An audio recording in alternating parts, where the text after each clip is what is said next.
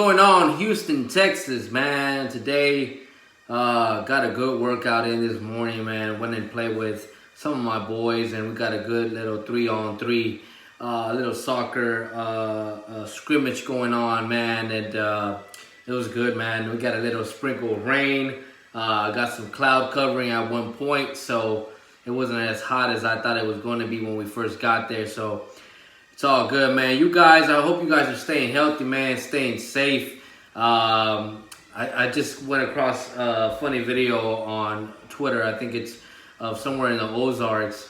And people were just like packed in, like you would see, I don't know, I guess Slitterbond or some other water park like that. And, you know, people are panicking and stuff like that. Like, bro, look, we're not going to get into it, bro, but that COVID. But today, man, let's not waste too much time, man. We're going to talk about will Deshaun Watson ever be able to choose players in the draft like apparently Patrick Mahomes just did in this NFL draft? I came across a recommended video where they were having an interview with Patrick Mahomes, and they were talking about the running back that they drafted Hellier, and how he was a guy that apparently Patrick Mahomes really wanted. He made it be known to the coaching staff, to the front office. And when the time came and they asked him again whether they should take him, he said, for sure, man. He described him as a person who, in the clutch, when it's needed most, his game elevated. And, man, it got me to thinking, right? It got me to thinking, will we ever see this organization, the Houston Texans, allow Deshaun Watson to handpick the players, especially on offense, that he would like to have, that he would like to play with? Because I think if you would have gave Deshaun Watson an option this year, one, you don't trade DeAndre Hopkins, and two, you probably end up drafting Higgins or somebody, another wide receiver. Definitely don't add more cap space. You probably could bring in Randall Cobb, but maybe you don't need Randall Cobb. Maybe you don't need Brandon Cooks. And I think that if you ask Deshaun Watson how he would have addressed this offseason, we definitely don't see him trading away DeAndre Hopkins. I don't think you even see us trying to go after David Johnson and give up anything. I think he's the type of guy that could have convinced Carlos Hyde to take, which is now reportedly, when I had actually spoke about it, I believe there was $8 million. Now it's came out that it's actually was $10 million for a 2-year deal. He is now getting $4 million from the Seahawks on a 1-year deal.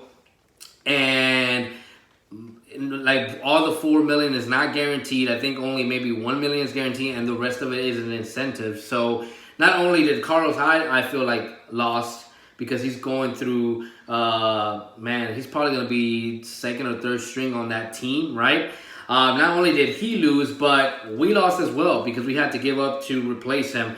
So I definitely hate that even happened, right? But yeah, man, I don't, like I said, if you had to give Deshaun Watson the ability to choose who to bring in and who to draft, I don't think stuff would have gone down the way it went down in this particular occasion. Now, another thing that I know that Deshaun Watson probably would have done, listen, he was strong on Earl Thomas. He was like, you know, up there trying to bring him in.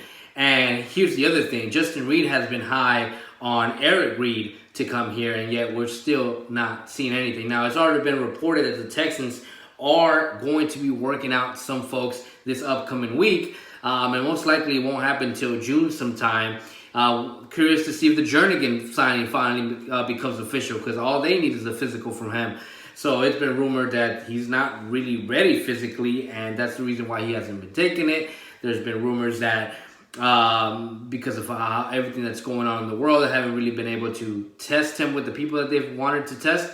But ultimately, look, they got it done with David Johnson. I guess David Johnson was more of a priority because that deal needed to be done before the draft occurred.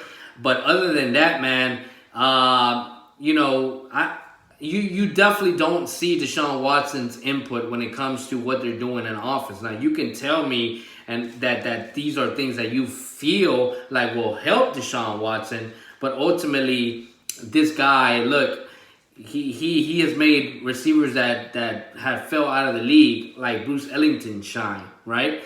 So he got, we had in that Philadelphia game, Vincent Smith signed to the Jets on a deal just because of, his ability to throw that deep ball and get Vincent Smith that ball. If you put Tom Savage in that spot, or even AJ McCarron, does that happen, right? So Deshaun Watson will always elevate to that level, right? He will always make everyone else around him. That's the main reason why they brought in Deshaun Watson. But ultimately, man, you definitely want to get to a point where you're giving Deshaun Watson the keys. You're truly giving him the keys and say, okay, look, we'll bring in whoever that is. The problem now lies in the fact that you're about to pay Deshaun Watson.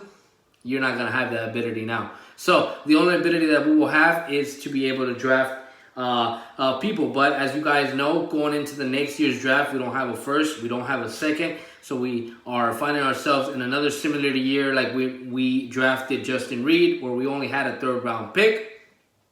And obviously those giveaways were because we got Deshaun Watson. These giveaways because we've gotten Laremy Tunsil and we've gotten Kenny Stills. Apparently Kenny Stills rumors continue to surface. Kenny Stills rumors continue to surface. And man, if they trade that guy, they're completely stupid. Like, I understand that it will clear up $7 million in cap space, but Kenny Stills to me was one of the most reliable people that you had last year, barring those games that he missed with injury. But there was games where he had an injury and he still came out and played. And those are the type of players that obviously you want to have on this team. Not to mention the chemistry that Deshaun Watson and Kenny Stills had built, where you see a deep ball against the Saints, looking like they've been practicing that for days. You see the communication that he has when he runs back the same play that Fuller drops against New England. He runs the same play again, but this time with Kenny Stills. You see the chemistry that they've built just with that 1 year when he throws those 2 touchdowns with Kenny Stills against the Titans. So, look, you brought Kenny Stills in, you gave up that much, you're going to have to play him. Do not trade him. On top of that, you have most likely a contract that you have to give him and that you have to give Fuller. And I've heard people talk about that. And, they don't see the Texans signing both.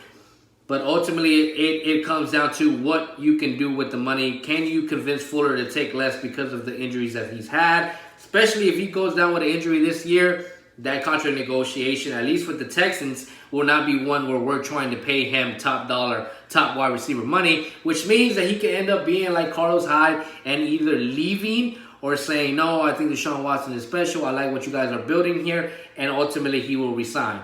That's what gets people questioning the Carlos Hyde move, because if he racked up what he racked up, why is it that he didn't want to sign, especially given what he's signing for now? I really truly believe that Carlos Hyde left because he thought that he could ultimately get a $12 million contract somewhere. And when that didn't happen, well, it was pretty much done because we had already brought in David. Which brings me to this other point. Like, I know you gave up picks, and I guess that's why you needed to make the moves.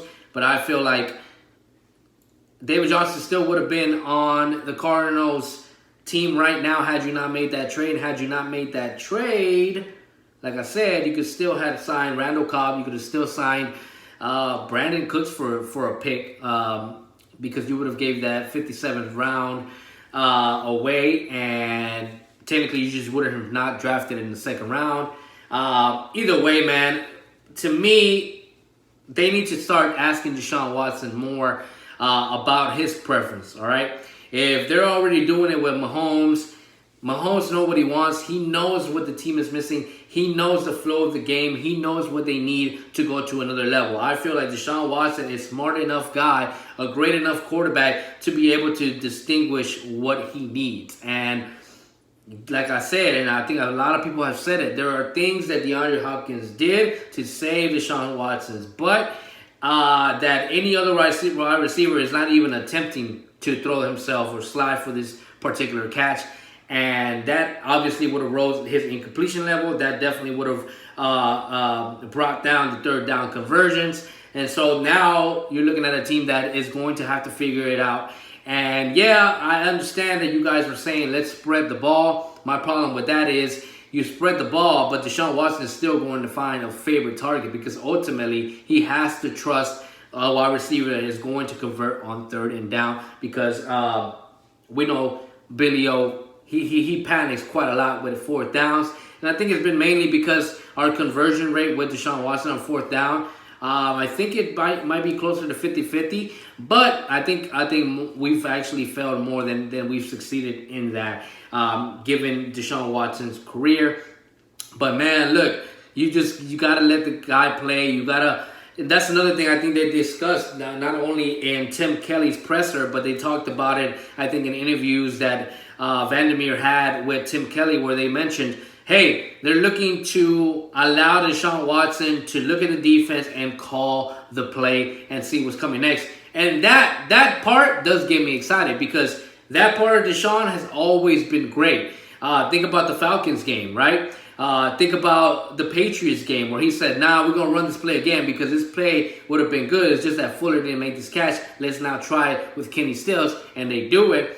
You know, even in that same Patriots game, the little dump off that DeAndre Hopkins did with Deshaun Watson when he runs it in for a touchdown. Like those type of plays you need to allow Deshaun Watson to do because ultimately he's a guy who doesn't forget the Clemson playbook. I'm pretty sure that he wants to implement some of the things that he knows is successful, some of the things that he knows defenses cannot stop. Now, again, I hate to continue to talk about his college career, but he went against one of the top defenses in the national championship game in Alabama and still was able to put 400-plus yards, not to mention the year prior did the same thing, only he came up short then. So you got to begin to really allow Deshaun Watson to have some type of input and say, especially if you're going to pay him what you're going to pay him. Look, even Bill Belichick in his hardest moments allowed Tom Brady to do so. You've seen so many documentaries of, Belichick allowing Tom Brady to say, hey, I know we've tried this. I know this has been successful, but this is what I've seen. When he was talking about the coverage that the Ravens were doing with Ed Reed, he said, why don't we try this since Ed Reed is always looking for this particular place. He knows this is coming, so why don't we pretend that this is what we're truly going to do? Let him think that he knows what we're going to do and then switch it up on him. And that is the type of thing that you need to have from your quarterback and need to be able to allow to implement. Tim Kelly said that he wants to run things and he wants to do things through the eyes of Deshaun Watson. Then I truly do want to see that. I don't want to, like I said, I don't want to just see you talk about it. I want you to actually put action to this. Man, I really, really hope that what they're delivering right now is my freaking new iPhone, guys. I just got a new iPhone and it was supposed to be next day delivery, but when I checked, the thing said it wasn't going to be here till Tuesday, but someone's pulling up, man, and I really, really hope that that's what it is. But anyways, man, sorry about that, guys.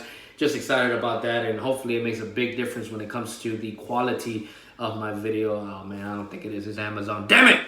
Anyways, guys, that is my spill. You guys take it easy. Let me know in the comment box, what do you think? Do you guys envision the Houston Texans actually allowing Deshaun Watson to have some input in the people that they draft and the people that they pick up in free agency and the plays that they run? Do you guys see the Texans really moving in that direction, or is it all talk? You guys make sure you like the video, subscribe to it, make sure you guys hit the notification bell to be notified when these videos actually come out and be able to see it and be that first comment. You guys know that we've started to do giveaways. This particular video does not have one, but just look out for that.